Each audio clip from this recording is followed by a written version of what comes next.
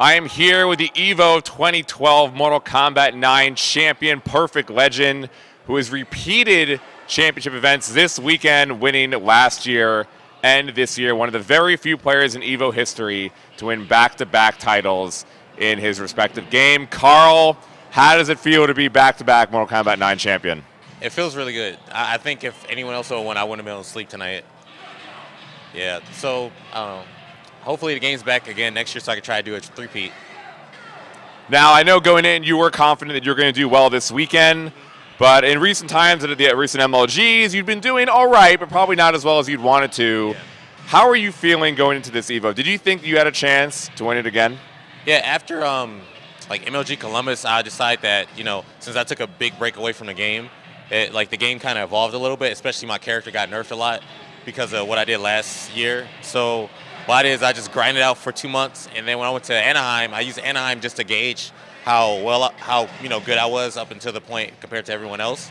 And my performance versus Junior and everyone else, and I played like a lot of players casuals, and I was like, okay, I could probably win EVO and probably the rest of the events maybe this year. So I was really confident. Like, no one really scared me. My hardest opponent was, in my opinion, Pig and Mo's from Chicago. He plays Ermac. Ermac's kind of one of the harder matchups for Kung Lao for me personally.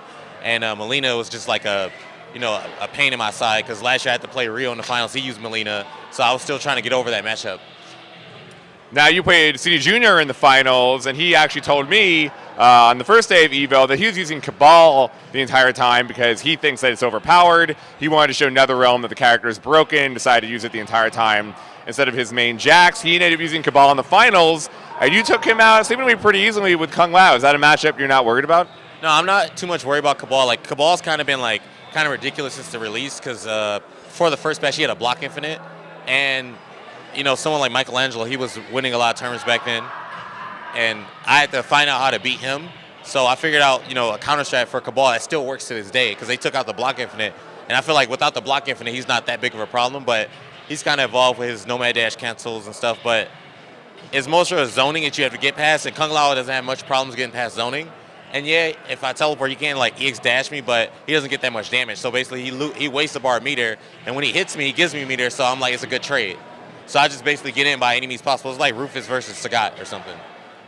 Now, CD Junior has some choice words regarding you to us on the first day, saying that you would not do that well this weekend. You end up playing him in the finals and then win the championship over him. How do you feel about playing him out of all players in the grand finals, and do you think that you've responded the way that you should have?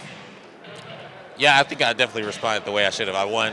But, I mean, playing him, to me, it really didn't matter who I played in the grand finals, or rather I play him first round or not. Like, I played Rio in the quarterfinals, and I had to play him, last year, for first place, too. So it didn't really matter to me who I played when I played them. I just had a plan for everyone. Do you feel like you have any type of rivalry with CD Junior leading up to now? There's definitely a rivalry with him, and I guess the other players. Like, everyone looks at me as someone to rival with because I'm the highest, I guess, ranked player right now. But I have rivals in other games too. I don't look at anyone in particular as a rival. Like, all of them look at me as rivals. I'm just like, you're just another competitor. I'm not trying to downplay him, but I'm just like, I have to go through this guy, this guy, this guy, and that guy. Everyone's gunning for me. I'm not really particularly gunning for anyone. I just want to make sure I'm able to compete with everyone. You have a particular personality within the Mortal Kombat community, which seems to be quite different than the rest of the players. How do you see yourself in terms of the community? I don't know. I don't like to get into much of the community drama or anything like that. I just want to play and let my game speak for itself. So back in DOA days, I went through a lot of the drama stuff, and I was younger, so I learned and just figured out, okay, can't take a lot of stuff seriously because it can get to you and make you play terrible or whatever. So I want to just stay cool-headed, and if anyone says anything to me negative, I just try to use it as a means to fire to fuel me so I can play better. Now, after this EVO coming up, there are 2 Mortal Kombat events for the rest of the year. What are your goals and expectations for those and other events for the near future? My goal is to, of course, win. I hope that we can, gain a bigger player base for our tournaments as well. I hope more people come out. I hope people don't, let the game die, because I know everyone is waiting for injustice. But I think we should try to keep a healthy community with MK, like how Street Fighter people do with Street Fighter 4. So, I mean, I'll be at St. Martin next week for their event that they're holding, and I'll also be in MOG Raleigh in the Spring Arena.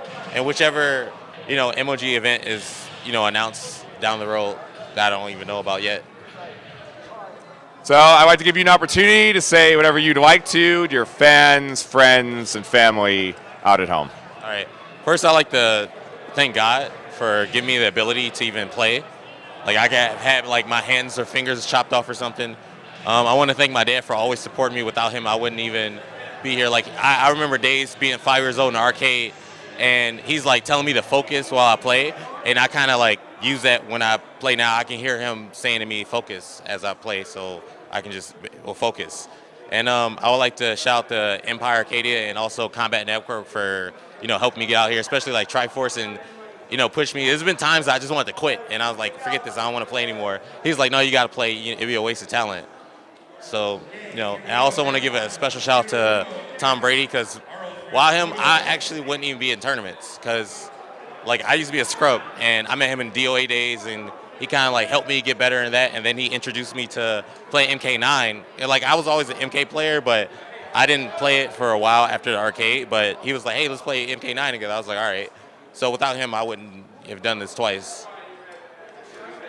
Well, congratulations, Perfect Legend, on being back-to-back EVO Mortal Kombat 9 champion. Stay tuned to GameSpot.com for more coverage of the final day of EVO World Finals 2012.